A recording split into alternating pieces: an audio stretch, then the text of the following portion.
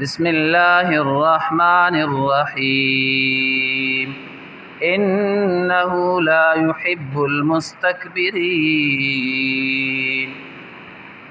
وقال النبي صلى الله عليه وسلم قال الله تبارك وتعالى الكبرياء ردائي والعزمة إزاري فمن نازعني فيهما قذفته في النار أو كما قال عليه الصلاة والسلام يا خير من دفنت بالقاع أعظمه فطاب من طيبهن القاع والأكم نفس الفداء لقبر أنت ساكنه فيه العفاف وفيه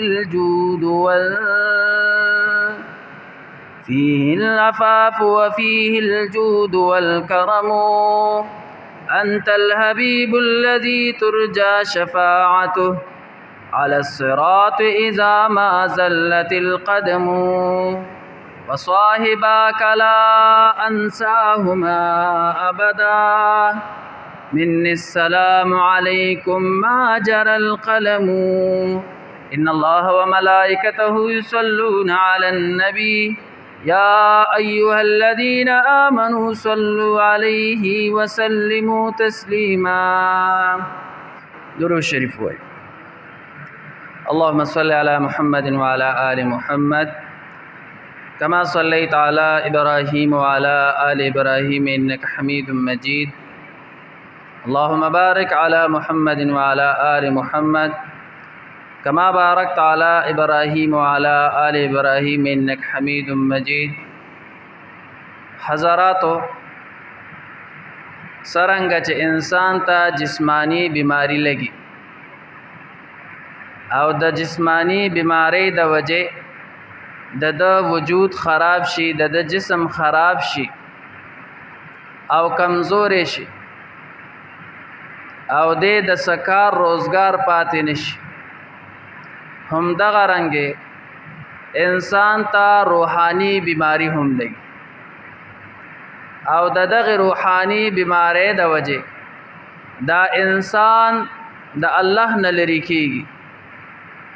څومره چې دا بیماری روحانی زیاتیږي نو انسان د الله نه هغومره لری کیږي.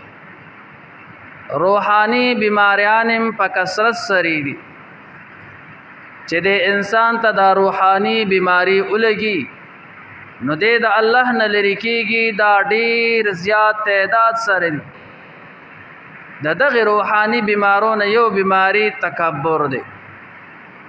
کله چې په انسان کې تکبر راغی، لوی پکې راغلا، بس دغه انسان د الله نه لری شو او دغه انسان الله ته بیا هیڅ چری نږدې کېدی نشي. الله رب ذوالجلال بیان فرمای انه لا يحب المستكبرین. شان دا دی چې هغه پاک ذات نخوخی متکبر خلق، لوی کون کې خلق الله پاک نخوخی. چا چې لوی کړي دا سره خوړلې دی، چا چې تکبر کړی دی الله رب ذوالجلال غرق کړی دی. دا لوی او داسې مرض او داسې بیماری ده. نو په مقدس مکه چې اول ګناه شوی ده د وجه د تکبر نه، الله رب ذوالجلال حضرت آدم علیه السلام پیدا کو، خکلی صورت ورلور کو، روح پکی پک وہو. اللہ رب ذوالجلال صحیح سلامت اگرزو، فرشتو تا حکم شو آدم علیہ السلام تا سجدو کی. فسجد الملائکت کلهم، تمام فرشتو سجدہ اکڑا الا ابلیس. ابلیس سجدہ اونکڑلا ولی سجده و نکړه. الله رب ذوالجلال بیان فرمای ابا واستکبر، انکار وکړو، تکبر وکړو چې زب اله آدم علیه السلام ته سجده کوم. خلقتنی من نار وخلقته من طین، یا الله زه تا د اور نه پیدا کړم او دا دې دا خټې نه پیدا کړی دی، نو زه به رالګم آدم علیه السلام ته به سجده کو. په مقدس ځمکه چې اوله ګناه شوې ده د تکبر د وجې شوې ده. شیطان تکبر وکړو، طاووس الملائکه ورته ویل کېدو، د فرشتو سره صحبتو، د فرشتو سره ناسته پاسته وه، خو چې تکبر وکړو الله رب ذوالجلال مردود کو. دا د شیطان ولې داسې مردود شو د تکبر د وجه؟ نو په مقدس ځمکه چې اوله ګناه شوې ده د لویۍ او د تکبر د وجه. لوی او تکبر داسې مرض دی چې دا انسان د الله د نزدېکت نه لرې کوي او یوازې شیطان نه په مخ د ځمکه چې څومره لوی نه لوی او کټر نه کټر کافر تیر شوي دی د تکبر د وجې. حضرت ابراهیم خلیل الله علیه السلام مد مقابل چې کم کسو نمرود نو دم تکبر وکړو او ابراهیم خلیل الله علیه السلام ته وی وای ز ستاسو رب یم کنه. الله رب ذوالجلال بیان فرمای ربی الذی یحیی و یمیت. ابراهیم علیه السلام ورته فرمایل چې رب خو زما ژوند کول کوي، رب خو زما مړه کول کوي. د نمرود وی انا احیی و امیت، دا ژوند کول او مړه کول وای ز کوم. تکبر وکړو الله رب ذوالجلال غرق. زمانه تیرې د موسی علیه السلام دنیا ته تشریف راوړو، د هغه مد مقابل چې کم ظالم او کافر انسان و فرعون هغه هم د تکبر د وجه ام انا خیر من هذا الذي هو مهین ولا یکاد یبین. وای زه بهتره مکو، وای دا ذلیله هو مهین. موسی علیه السلام ته ذلیله وی او ځان ته بهتر وی ولا یکاد یبین. وای دا خو خبرې هم صحیح نشي کولی، زه وای لوی سړی یم. دا فرعون ویلو. آقای نامدار محمد رسول الله صلی الله علیه وسلم چې دنیا ته تشریف راوړو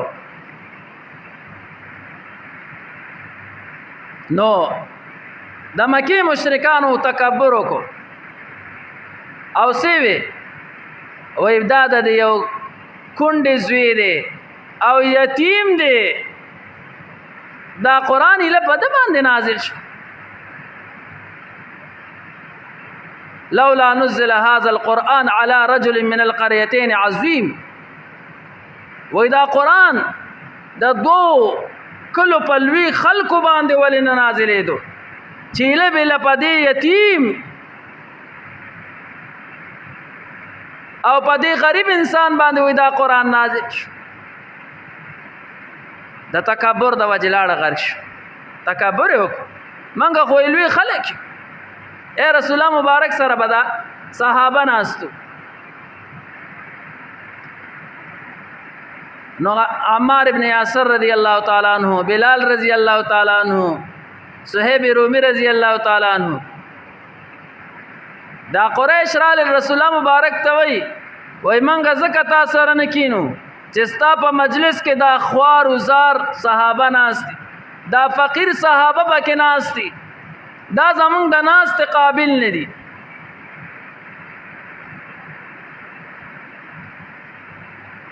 تکبر یې وکړو. په مکه معظمه کې د تکبر د وجې هغه دی د مکې مشرکان لاړه غرق شو، او کله چې مدینې منورې ته آقا انعامدار محمد رسول الله صلی الله علیه وسلم هجرت وکړو، نو په مدینه منوره کې د رسول الله مبارک مخالف کس عبدالله ابن ابی ابن سلول منافق هغه هم تکبر وکړو او سیوی لا یخرجن الاعز منها الاذل. وای د دې مدینه منورې نه به با عزت خلق را لګي او دا ذلیل او خوار خلق به وباس.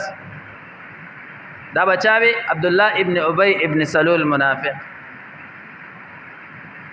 نو تکبر یو داسې بیماری ده چې انسان د الله د نزدېکت نه ډېر لرې کوي او الله ته نشي نږدې کېدی. متکبر انسان الله ته د سر نزدېکت په دغه انسان باندې حرام دی. کوم انسان چې تکبر کوي د الله سره نزدېکت اوه چا چې تکبر کړی دی او چاته سپک کتلی دی، الله رب ذوالجلال متکبر انسان ډیر په ذلیل او په خوار سیس باندې بیا مړ کړی دی. نمرود تکبر وکړو، الله رب ذوالجلال په ماشي مسلط او ماشي سپېږمې ته ننوتو، هغه دماغو ته ورسېدو. اوس ماشي څومره کمزورې دی. الله رب ذوالجلال په نمرود غرق، فرعون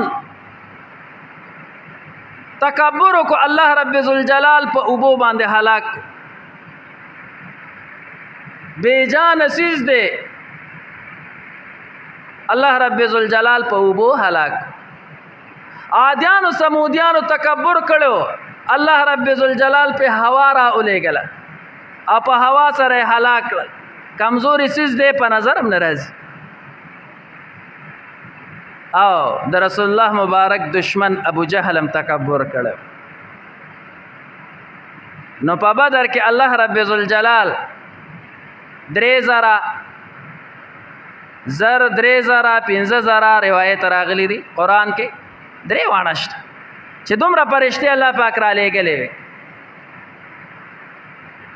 خو ابو جهل الله رب ذوالجلال په فرشتو باندې هلاک نکو.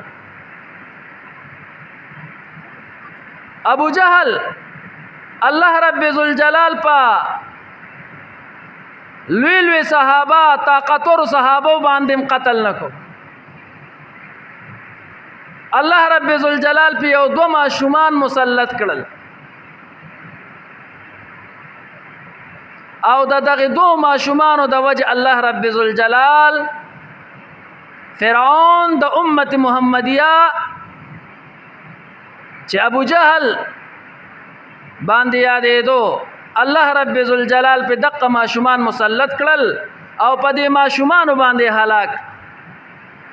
او الله رب ذوالجلال خلق ته دا اخودله چې څوک تکبر کوي، څوک لوی کوي، الله رب ذوالجلال به په کمزوري مخلوق باندې هلاکي. انه لا يحب المستكبرين. الله رب ذوالجلال متکبر خلق نه خوښي. متکبر انسان الله رب ذوالجلال نه خوښي. ولی الله رب ذوالجلال حدیث قدسی د آقا انعامدار محمد رسول الله صلی الله علیه وسلم بیان فرمائی. الله رب ذوالجلال بیان فرمائی الکبریاء ردائی والعظمت ازاری، چې دا لوی او دا عظمت، لوی زما صادر دے، عظمت زما لنگ دے کما یلیق بشانه. نوی الله رب ذوالجلال بیان فرمائی من نازعنی، سوک چې ما سره دې کې اون خطو قذفته فی النار، زبه اور ته گزار کم. نو تکبر یو داسې بیماری ده چې انسان هلاکی.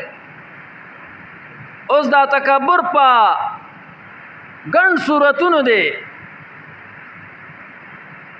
کله انسان په مال باندې تکبر کوي، کله انسان په حسن باندې تکبر کوي، کله انسان په حسب او نسب باندې تکبر کوي، کله انسان په علم باندې تکبر کوي، کله انسان په مرتبو باندې په عہدو باندې تکبر کوي.